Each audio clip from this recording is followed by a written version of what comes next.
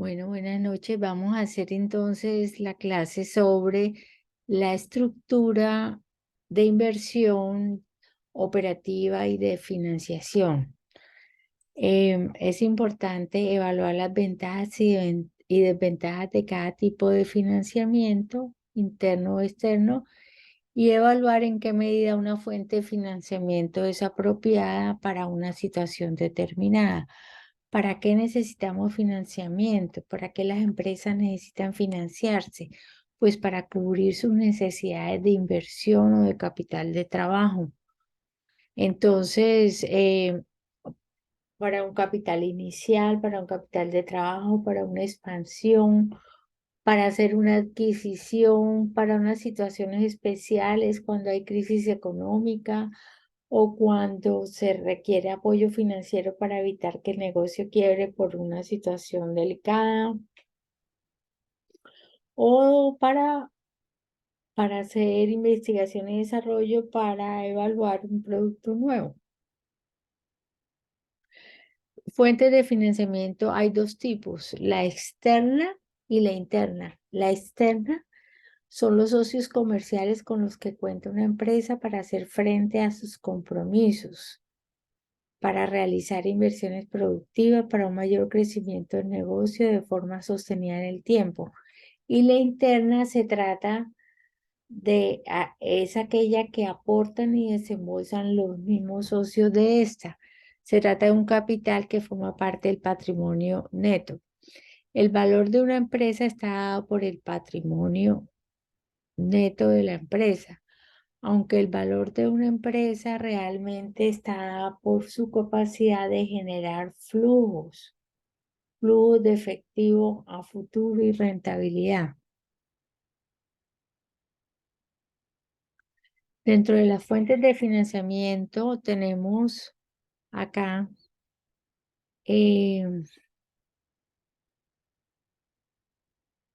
decíamos que la financiación propia, en la estructura de financiación tenemos en financiación propia que proviene de los accionistas y tiene un costo financiero intrínseco que está dado por los dividendos que se pagan por las acciones. Esto está relacionado también por el mercado de capitales de las empresas que cotizan en bolsa. Tenemos la financiación externa, que para las pequeñas empresas puede darse a través del crowdfunding, que es un nuevo mecanismo que utilizan por internet, piden fondos a través de pequeñas aportaciones, de lo que se llama financiación colaborativa. Hay otras formas de financiación externa, como los préstamos bancarios, los de proveedores, y se calculan con el tipo de interés y las comisiones. Y las empresas que cotizan en bolsas también se pueden financiar externamente a través de una emisión de unas obligaciones. Entonces, ellos emiten unos bonos a 5 años y dicen que van a pagar un porcentaje. Entonces, ahí el riesgo es que si bajan los intereses, pues ellos van a perder un poco plata porque están comprometidos ya a pagar otra cantidad con esa emisión. Y los indicadores financieros nos ayudan a evaluar la calidad de los pasivos o de la estructura de financiación. Por eso se recomienda usar esos indicadores en el análisis financiero de las empresas. Permiten hacer comparaciones con otras empresas del sector. Dentro de las fuentes de financiamiento interno, que es con recursos propios, ¿cómo se hacen? Pues primero la emisión de acciones, o sea, lo que llamamos el capital social. Los aportantes aportan su dinero, crean la empresa y ahí la van, ahí la van apoyando económicamente. Entonces se emiten dos tipos de acciones, la acción ordinaria y la acción preferente. Ellas tienen una diferenciación. La acción ordinaria tiene de diferencia es que tiene voto en las juntas de accionistas y tiene derechos sobre los activos de la empresa, tiene derecho a dividendos y tiene una responsabilidad limitada. Y la acción preferente no tiene derecho a voto, pero sí tiene un derecho preferente a que se le paguen los dividendos antes que los demás y puede incluir una responsabilidad ilimitada. También están las utilidades retenidas, también eso generan un costo, el cual la forma de calcularlo es con los, con los bonos libres de riesgo que emite el gobierno, o sea, lo que se llaman los TES, y a eso se le incrementa un margen de riesgo por la empresa. Entonces, las utilidades retenidas, a pesar de que las retienen, no las pagan, les toca pagar unos intereses por esas utilidades. De todas maneras, se pagan. Las depreciaciones y amortizaciones sirven para la reposición de activos. Ellas no generan un flujo de efectivo, pero sí lo reservan para hacer la reposición. Las ventas de activos, terrenos improductivos es otra forma de financiar la empresa a través de los mismos socios. Ellos tienen su poder toman sus decisiones para saber qué activos son productivos, qué improductivos, cuáles pueden vender. Y hay unas subvenciones donde interviene el gobierno, esto, que pueden ser no reintegrables y entonces están dentro del capital y se llaman subvenciones no reintegrables que el gobierno a veces da en momentos de crisis o cuando quiere incentivar la producción de determinado sector. En cuanto al capital, se dice que hay 3 tipos de capital: autorizado, suscrito y pagado. El autorizado es el que por estatuto se dice, bueno, vamos a llegar a 100 millones de pesos. El pagado es el que desembolsan los accionistas que ya tienen desembolsado y entregados a la empresa. Y el suscrito es la obligación que tienen los accionistas de terminar de pagar. Por ejemplo, en este caso, esta empresa tiene un capital suscrito de 100 millones, ya pagó 30 millones y el suscrito, perdón, ya, sí, ya pagó 30 millones, tiene uno suscrito de 60 millones y tiene autorizado 100. Suscrito quiere decir que está la obligación, o sea, todavía le falta 30 millones por pagar. Este, por ejemplo, tiene esto aquí de este lado, tiene el suscrito y el pagado ya está, ya, ya están pagados, o sea, el capital suscrito ya está pagado. Aquí apenas está iniciando la empresa, se dice que el capital pagado ahora está en 0, el suscrito es 60, entonces eso es lo que se compromete a pagar los socios. Dentro de las fuentes de financiamiento externo hay muchas formas y muchos mecanismos para el financiamiento externo.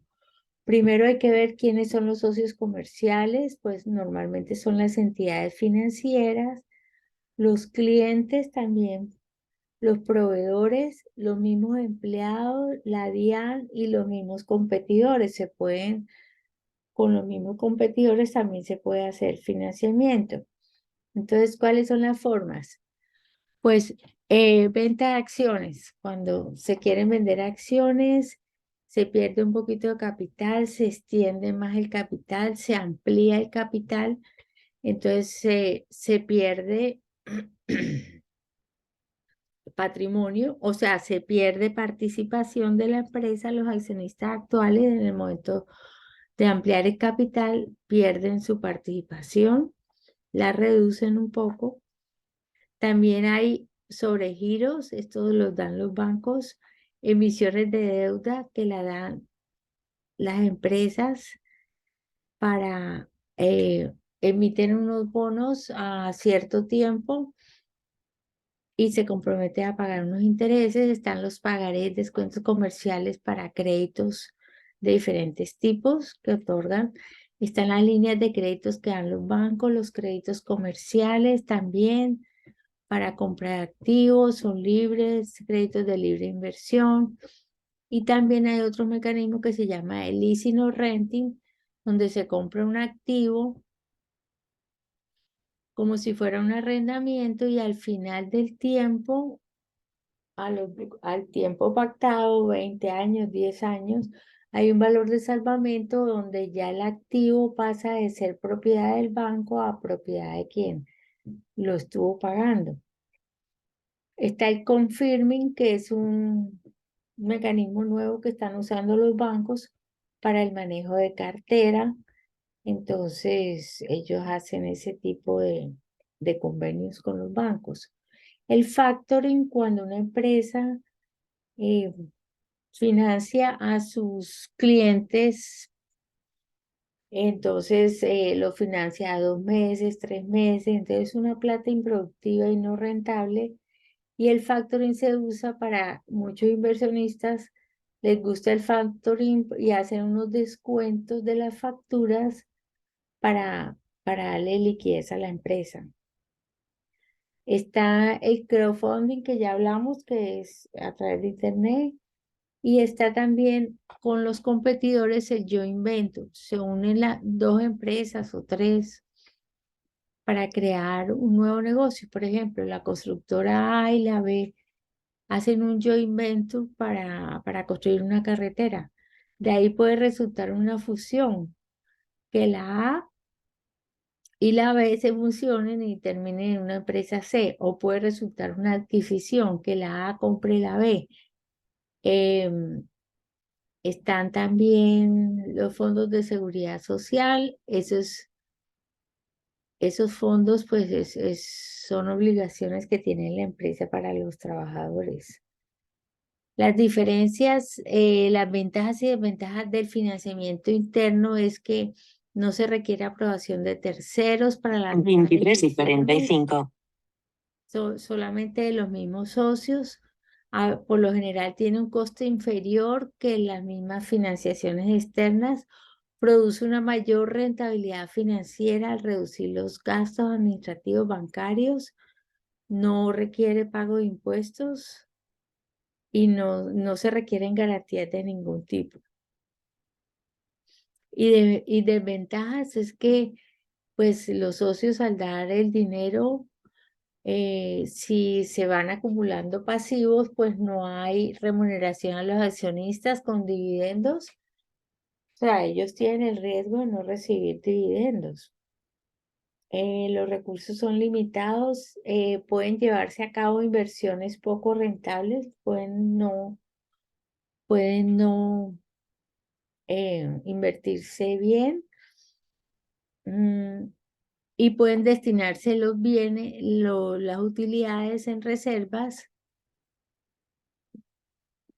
que no se reparten.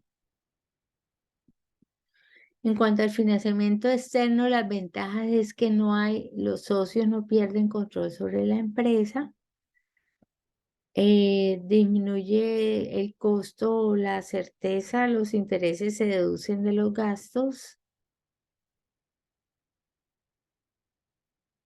Y de las desventajas, el financiamiento externo, pues que absorbe la capacidad de endeudamiento de la empresa y incrementa el riesgo de prepago. O sea, entre más endeudamiento, si la operación no llega a dar, puede haber un riesgo de no pago y eventual prohibición de apertura de capital, porque cuando hay demasiado endeudamiento puede ser que ya no permitan apertura de capital. Hablemos de cómo está compuesta la estructura de capital. Tenemos por un lado el pasivo de menor a mayor exigibilidad. Tenemos el pasivo neto, que es el patrimonio, las aportaciones de los socios, las reservas y donaciones. El pasivo no corriente, que son las deudas que tienen duración superior a un año, y el pasivo corriente son las deudas inferiores a un año. Y por otro lado, en el activo tenemos el activo no corriente, que son los vehículos, maquinaria, locales, terrenos. Y el activo corriente son los inventarios, mercaderías, derechos de cobro, o sea, cuentas por cobrar y el dinero en bancos y en caja. Dentro del pasivo, el pasivo es el que representa la financiación externa. Recoge el conjunto de recursos financieros puestos a disposición de la empresa, dando lugar al nacimiento de unas obligaciones de pago de deuda. El pasivo no corriente incluye las deudas ah, eh, superiores a un año y el corriente, lo que dijimos, pues inferiores a un año. El patrimonio neto representa la financiación, o sea, los recursos propios de la empresa, aquellos que la empresa no tiene que devolver, no son exigibles. Están compuestos por el capital social, las reservas, que son los beneficios generados por la empresa que no son repartidos, sino que permanecen en la empresa. Y las subvenciones y donaciones es el mecanismo que les decía que permite al Estado intervenir en una actividad económica, ya que dependiendo de las ayudas que decide otorgar, puede potenciar determinadas operaciones en detrimento de otras. Este, por ejemplo, es un estado de situación financiera del Grupo Nutresa. Aquí le vemos un gran patrimonio, casi que es igual a sus activos, pocos pasivos tienen, muy interesante. Y bueno, entramos a analizar los indicadores financieros, que son los que andan los inversionistas buscando, analizando, haciendo análisis financiero con estos indicadores de rentabilidad para ver qué tan atractiva es una empresa para compra o qué tan atractiva es una empresa con sus activos para generar ganancias.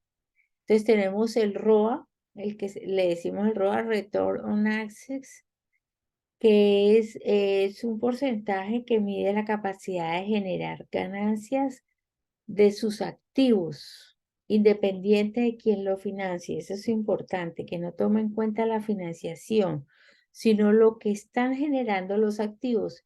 Y es igual a la utilidad antes de impuestos e intereses, lo que se llama el EBIT, sobre los activos totales. Utilidad antes de impuestos e intereses. O sea, no le recargan la parte financiera, no le recargan la parte fiscal, sino que es pues la operación pura de la empresa. ¿Mm? Entonces, es muy importante este mecanismo, este indicador. Los resultados que se consideran óptimos en el ROA es cuando supera el 5%. Se dice que es una empresa rentable cuando el ROA supera el 5%. La utilidad del ROA pues permite saber si la empresa está usando eficientemente sus activos. Si está por debajo del 5%, quiere decir que no los está usando bien y hay que tomar acciones para mejorar la gestión de sus recursos, de sus activos, elevar la rotación, subir precios, reducir los costos. O sea, normalmente ya se está estandarizando el ROA de acuerdo a los sectores y eso es lo que hacen los analistas financieros, comparar esos indicadores. Aquí tenemos un ejercicio en ROA. La compañía SAN tiene un activo de 10 millones en el 2021 y una utilidad antes de impuesto de 1 millón. Su ROA será del 10%. Al año siguiente, en el 2022, el beneficio se incrementa en su beneficio se incrementa en 1.5 millones, estaba en 1 millón, subió a 1,5 millones y el activo de la empresa subió el doble, del 10 a 20 millones. El ROA baja. Entonces, eso es lo que hay que ver. debe implementar acciones para mejorar la gestión de los recursos, pero igual también hay que ver de pronto es que ya los está generando nuevos proyectos y nuevas cosas porque ya invirtió bastante dinero, invirtió el doble en sus activos, tenía 10 y lo subió a 20, los dobló. Entonces es muy probable que se estén generando, haya semillero de nuevos proyectos. Ahora el ROE, es Return on Equity, es la rentabilidad sobre el capital. Esta también es la que mira cada inversionista y el valor óptimo. El valor óptimo está dado por lo que cada accionista quiere recibir. O sea, no hay un valor. Hay accionistas que con el 8% quedan contentos, otros con el 20%, entonces cada cual dirá cuál es el ROE que le satisface. Cuando el ROE es del 21%, quiere decir la utilidad antes de impuestos, la utilidad después de impuestos, perdón, esta sí es con la utilidad después de impuestos, sobre el patrimonio. Es el beneficio neto después de impuestos sobre el patrimonio. Es la rentabilidad. Este ROE lo están mirando mucho los accionistas, como para saber, porque ese es el que les compete directamente a ellos para los dividendos. Aquí el ROE. La sociedad tiene fondos propios de 500.000 y obtiene un beneficio neto de 100.000 un año. Por lo tanto, su ROE será del 20%. Al año siguiente, el beneficio aumenta en 140.000, estaba en 100.000, aumenta en 140, pero hubo una ampliación de capital que se dobló de 500.000 a 1.000.000. O sea, el ROE de la rentabilidad bajó. Entonces, es mejor mucho, digamos, para analizar la rentabilidad de una empresa, es mucho mejor mirar el ROA, la rentabilidad sobre los activos, que sobre el patrimonio, porque la del patrimonio pasa por alto el endeudamiento, el cual es una medida de riesgo de la empresa, mientras que el ROA se concentra en la rentabilidad de los activos de la empresa. De todas maneras, sí es conveniente mirar los dos. Como decíamos, las diferencias entre ambos es que la rentabilidad sobre el capital no muestra el índice de endeudamiento, que es el riesgo, y es importante para conocer la rentabilidad.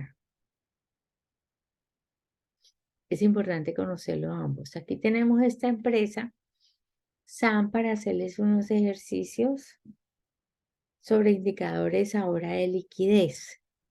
Entonces, esta empresa tiene un activo, un pasivo, un patrimonio y tiene su estado de resultados.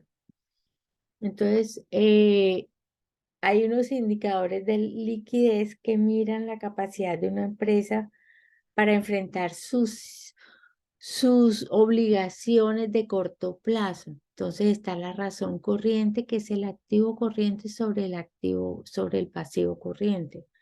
O sea, ¿cuántos pesos tiene por cada peso que debe? Entonces tiene dos, por ejemplo, esta empresa SAM tiene de pasivo corriente 132 y de activo corriente 355. Si usted resta, si restamos el activo corriente menos el pasivo corriente, nos da el capital de trabajo. O sea, le da para pagar todas estas obligaciones y además le queda un capital de trabajo para asumir las operaciones de la empresa. Eso es bueno. Está también la prueba ácida, que ya quitando lo del inventario, porque el inventario digamos que no es tan corriente, tan efectivo, y en este caso es de 1.6 veces. Lo ideal es que esté como por el por el 1 esté de una vez, que tenga la capacidad suficiente para pagar su activo corriente, su pasivo corriente, que el activo corriente esté 1 a 1 con el pasivo corriente, es lo ideal. Si tiene más, quiere decir que de pronto tiene recursos, exceso de recursos que pueden afectar su rentabilidad, ¿no? Y está el capital de trabajo neto, que es el activo corriente menos el pasivo corriente, que lo importante es que permita cancelar sus obligaciones corrientes oportunamente y asegura el crédito de la empresa y afrontar emergencias. Hay otros indicadores de endeudamiento. Está el endeudamiento del activo, el endeudamiento patrimonial, el del activo fijo y el apalancamiento. Esto nos indica la solvencia de una empresa, nos muestra la salud financiera de una empresa. Entonces, si el endeudamiento es superior al 60%, la empresa estaría dejando una gran parte de su financiación a terceros. Esto le puede hacer perder autonomía en su administración y gestión. Pero si está por debajo del 40%, quiere decir que la empresa tiene un buen nivel de recursos propios, el endeudamiento del activo. El patrimonial. Se asume que valores entre el 40 y el 60% son asumibles para una empresa y por encima del 60% se dice que está muy endeudada. Cuando el pasivo sobre el patrimonio es superior al 60%. Ideal entre 40 y 60%. El endeudamiento del activo fijo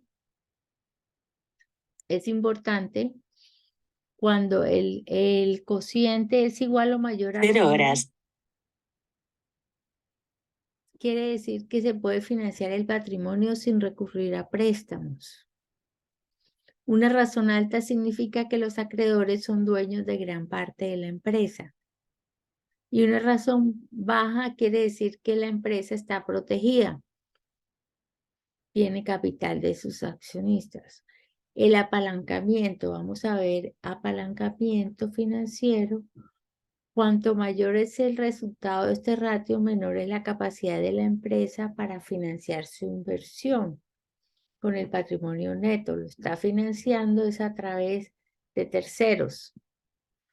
Apalancamiento financiero consiste en utilizar deuda para realizar una inversión y esa inversión se financiará en parte con fondos propios y en parte con fondos ajenos.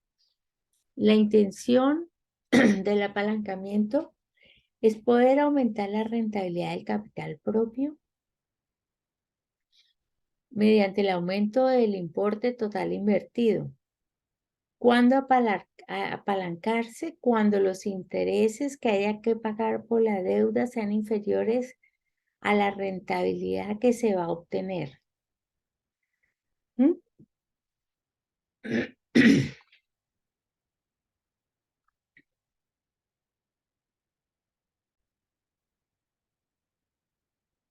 Entonces vamos a ver un ejercicio de cuándo apalancarse y mostrar los resultados cuando un apalancamiento produce mayor rentabilidad. Entonces aquí tenemos el caso, ventajas, desventajas, ahora las vemos. El apalancamiento financiero es igual al activo sobre fondos propios, o sea, cuando el apalancamiento financiero es mayor que 1, indica que es rentable recurrir a la financiación ajena, externa. Cuando es menor que 1, indica que el costo de financiación externa hace que la rentabilidad sea inferior que si solo se invierte en capital propio. El valor óptimo es que si su valor es menor que 1, indica que recurrir al endeudamiento disminuye el rendimiento de la inversión. Entonces, vamos a ver un ejercicio de apalancamiento. Dice, le ofrecen la posibilidad de comprar un lote de terreno que va a ser urbanizado y vas a ganar una rentabilidad del 10% al año. Y por otra parte, tiene la posibilidad de contratar un préstamo por 100.000 euros por el que tendrás que pagar un 5% anual, es decir, 5.000 de intereses en un año. Se pueden hacer dos cosas. Se invierten los 100.000 y se obtiene una rentabilidad del 10% por el lote urbanizado de 10.000 euros. O se compran dos lotes de 200.000 con apalancamiento y se obtiene una rentabilidad del 15% sobre los mismos 100.000 invertidos. O sea, la rentabilidad es mayor con apalancamiento, aquí es donde se ve. Al cabo de un año se cancela la deuda con el dinero que recupera el vencimiento. O sea, con los mismos 100.000 euros has conseguido apalancarte y ganar un 15% sobre ese capital invertido, a pesar de que te has endeudado. Otro ejercicio. Otra inversión en un terreno que vale hoy 70.000 euros y después de urbanizado costará 85.000 euros. Se pide un préstamo por 70.000 a un interés del 5% anual para comprar dos parcelas. Es el mismo ejercicio. La rentabilidad sin apalancamiento, aportando solo los 70.000 euros que tengo, es del 21.42%. Pero si se endeuda y se compran dos parcelas con los mismos 70.000 euros más el endeudamiento que luego se paga, es del 37.85%. Entonces ahí es donde se ve cómo aumenta la rentabilidad. Habíamos dicho que cuando apalancarse, cuando los intereses que hayan que pagar por la deuda sean inferiores a la rentabilidad que se va a obtener por el negocio. En ese momento hay que apalancarse. Bueno, creo que eso ya es todo. Muchas gracias por su atención. Esto va a formar parte del parcial. Entonces, terminamos.